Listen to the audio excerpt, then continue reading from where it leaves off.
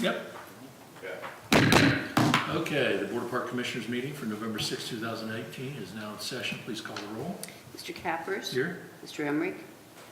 Mrs. Westphal. Here. There's a quorum. Thank you very much. We have our minutes from our October 2nd meeting. Do we have any additions, corrections, or deletions of those minutes? Okay, I'll make a motion to approve them. Second. Okay, all those in favor signify by saying aye. Opposed? Okay, as far as reports are concerned, Mr. Drake is absent, so he's not here. Mr. Seiler, do you have anything to add to your report, sir? Just the fact that our ice season's in full swing at this point. We've got a lot of ice scheduled here through the next several months. And once we get through next Friday, November the 16th, that'll kind of be the end of our special events where we're covering the ice until we get after the first of the year again into February. So it's almost better in some respects that we do a lot of ice rentals and public skatings and accommodate all of our youth hockey teams and skating club during the kind of the December and January timeframe. So our hockey program also is in full swing as they started right when we put the ice down at the beginning of September. So things are going very well to this point. I want to let you know that my wife and I walk there in Hobart Arena, and that's a real nice venue to walk in.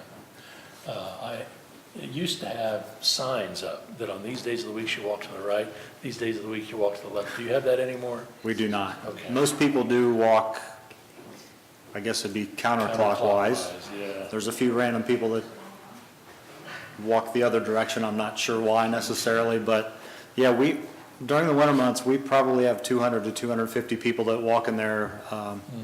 And our hours typically, unless we have a special event going on, or we're setting up or tearing down for a show, is usually from 7 a.m. until 10 p.m. Good. And I see you've got Rick Springfield coming in. We do, yes. Is that- Went on sale this past Friday, and its sales are going very well so far. Yes, okay, good. Any questions of Mr. Seiler? No. Okay, thank you. Thank you. Mr. Brewer, Yes, sir. how are you doing today? Well, yourself? Okay, do you have anything to add to the reports that were given to us in our packet?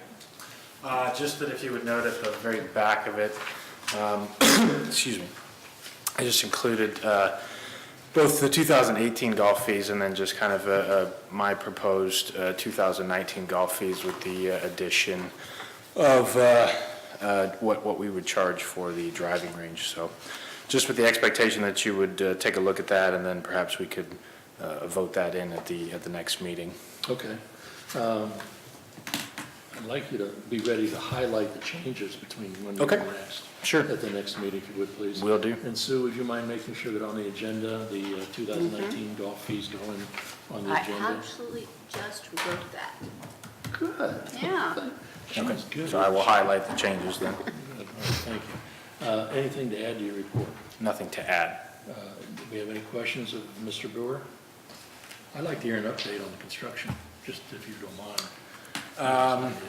Yeah, I mean, Stan, I don't know if you would have anything to kind of, I know you've been obviously involved just as much as I have in kind of what's going on. But I mean, I would say that right now we are still kind of working through some of that foundation issues. You know, my understanding was that we are looking at putting up walls, towards the end of this week? Realistically, the rain has slowed down the underslab work, putting the electrical systems in and plumbing. If the rain holds off, they're hoping to have all that done this week, and hopefully by the end of the week, just to put the concrete slab in, Stan. with the permitting. Okay. With the permitting. And walls will go up immediately following that. So we should be rolling well, hopefully by the end of the week, early next week, depending on what the rain does to us. Okay, well, thank you. Sure. And the last question I've got for you is the fungus that's on the property. I see your report about overseeding and things like that. Yes. Are we going to look at that real closely in the spring and make sure that we kind of nip that in the bud if we can? Yes, absolutely. There's, and I think I included in my report, we're looking right now into whether or not we will dormant seed, which is actually spreading seed in the ground during the winter, typically done sometime in mid to late January.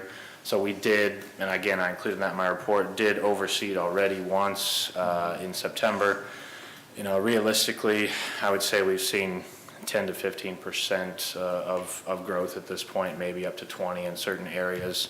It's spotty at best, I would say.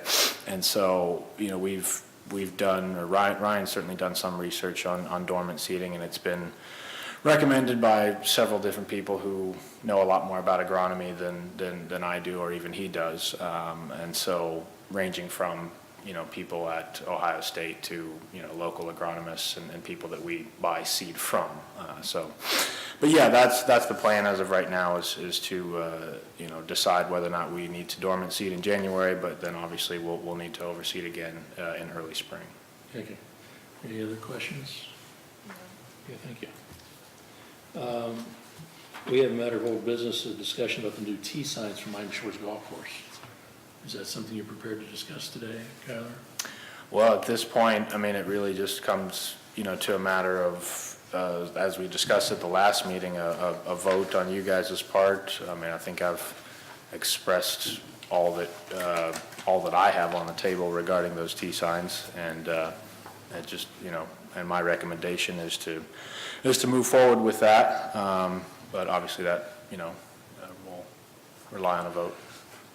Okay. I don't know how Jordan not being here affects Yeah, that. I'd rather prefer to have all three of us available for that discussion.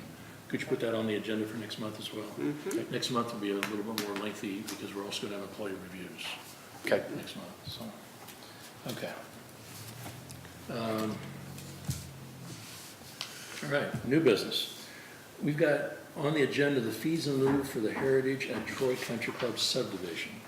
Does anybody want to address that issue? Anybody? Anybody at all? Nobody else is stepping up, so I guess I will. Go ahead. We have received an application for a new subdivision, the Heritage at the Troy Country Club. It's at the old Robinson property across from the Troy Country Club on Peters Road. The development is entirely of single-family homes, and it would be 29 lots. 28 of those would be buildable, as one is already developed. That was the house that the Robinsons had. That would remain a parcel. The zoning code the subdivision regulations require 3% for open space, which would be 0.75 acres. However, the developer is requesting to pay fees in lieu of.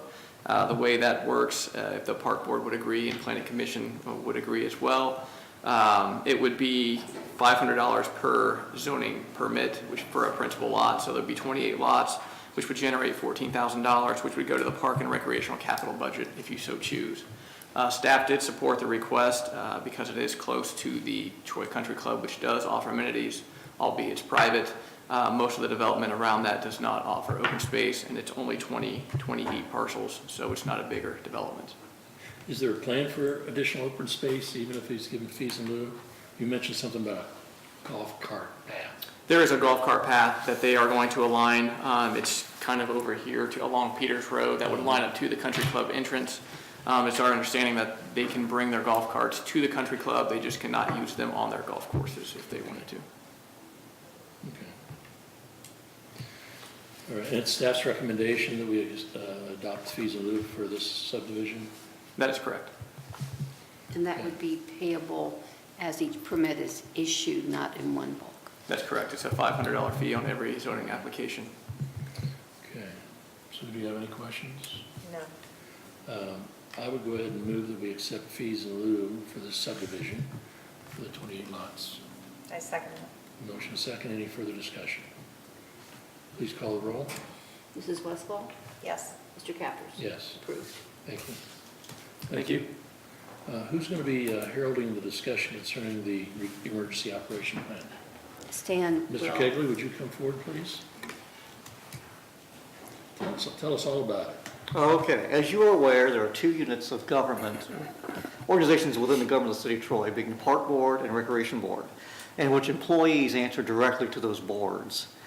In an emergency, what we would like to do is to clarify a structure, an emergency chain of command, in which those employees of the Park Board and Recreation Board could fall underneath the Director of Public Service and Safety and/or the incident commander of an emergency, in which those employees would work directly for them. For example, if it was a tornado, massive trees were down, Jeremy's team of individuals as park superintendent could team up with the foreman of the street department and work together.